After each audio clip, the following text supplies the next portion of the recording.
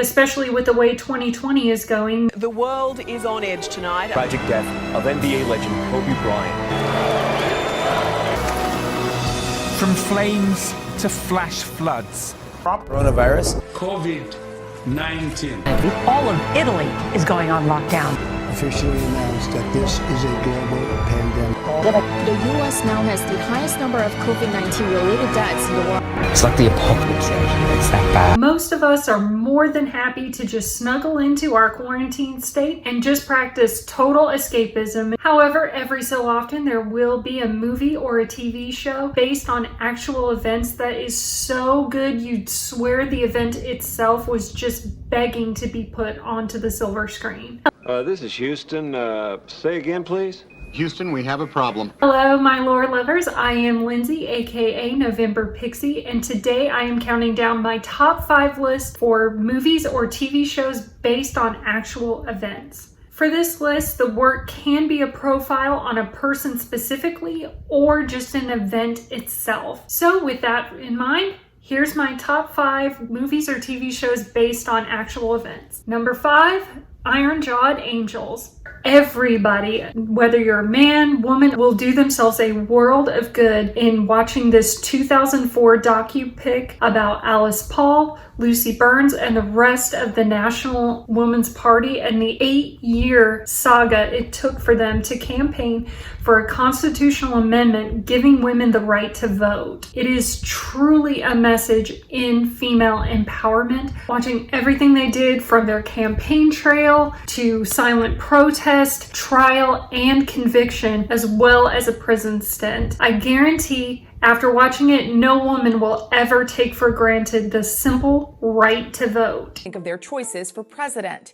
That question was at the heart of an exclusive analysis conducted. Number 4, American Playboy. Like most people, I actually had quite a few words I could use to describe Hugh Hefner, especially in his later years. However, it wasn't until after this Amazon original docudrama about the life and the struggle to get Playboy off the ground that my mind was totally blown. The series uses a mix of actual interviews, old tapes of Hugh Hefner himself, and masterfully crafted reenactments of some of the most iconic moments in his life. While you might not agree with some of the choices he made later in his life, you will no doubt give this man his due respect for launching a magazine empire from his kitchen table. Number 3, the man, the myth, the legend of Chris Kyle is a story that could not have been told better. But you have to give Bradley Cooper his dues. He spent months literally transforming himself into Chris Kyle, studying his mannerisms, perfecting his voice, and getting every last detail right. I just want to get the bad guys, but if I can't see them, I can't shoot them. There were 3 or 4 times during the movie where I literally just forgot I was watching an actor. I thought I was watching Chris. The thing that haunts me are all the guys that I couldn't save. The respect was not only with Bradley Cooper, but just Eastwood in general. It's about a man who's torn between 2 great responsibilities. Responsibility to his country and responsibility to family. The level of respect that both Eastman and Cooper gave to this film made it not just another generic war movie, but actually a testament to Chris Kyle's life as well as his war attributes. Number 2, extremely wicked, shockingly evil, vile. Yeah, remember what I said about the level of respect that Bradley Cooper gave to Chris Kyle? Damn, if Efron didn't do that and one better in this Netflix original movie about the life of Ted Bundy. I could spend 3 weeks watching material on Ted Bundy. Yeah.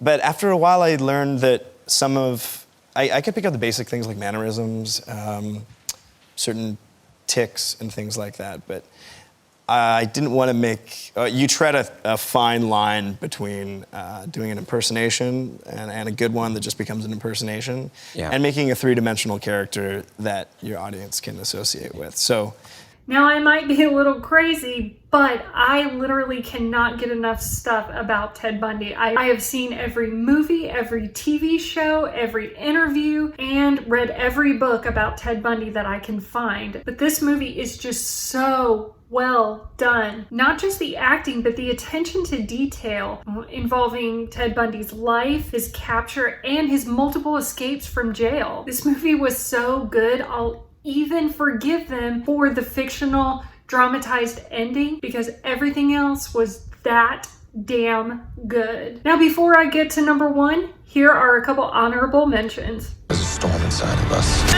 You push yourself further than anyone could think possible. We're good, right? We're solid. You are never out of the fight. Are you a prostitute? You gotta trust me. I got it under control, man. Can't kill people. Says who? You knew. No, tell me. They're coming for us. But I am the only one killing them. I'm sorry. Hello, I'm Johnny Cash. Ask you how you came up with that sound. Steady like a train, sharp like a razor. We'd play faster if we could. Sorry, just come on, baby. Baby, baby, baby, baby. Cash, why don't you refrain from performing any tunes that remind the inmates that they're in prison? Think they forgot? With the black. Looks like you're going to a funeral. Maybe I am. Great moments are born from great opportunity. If we play them 10 times, they might win 9, but not this game. Listen to it. We can beat these guys. This is your time.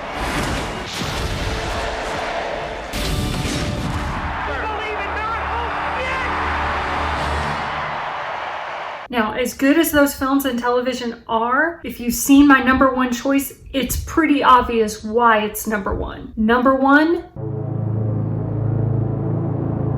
the fact that this happened when I was 3 years old and halfway around the world, I was completely ignorant to the subject of Chernobyl, the effects that it had on not only its citizens, but the environment and the world in general. However, HBO created something truly extraordinary. In this 5-episode series, it comes out swinging from the explosion of Chernobyl, but then it transitions and masterfully crafts through slow tension building episode after episode to go into a deep dive of not only the aftermath of Chernobyl, but the people it affected as well. It definitely did not shy away from the horrific effects of nuclear radiation on the human body. This was not only an amazing documentary, it was a huge win for HBO. So that's my list. What's on yours? Let me know in the comment section below if you liked this list or what would top your list. If you did like this video, be sure to give it a big thumbs up. That helps out a lot. And if you want to stay up to date on all my latest videos, sprinkle a little pixie dust over that subscribe button and be sure to click the bell. Until next time, wishing you peace, love, and pixie dust.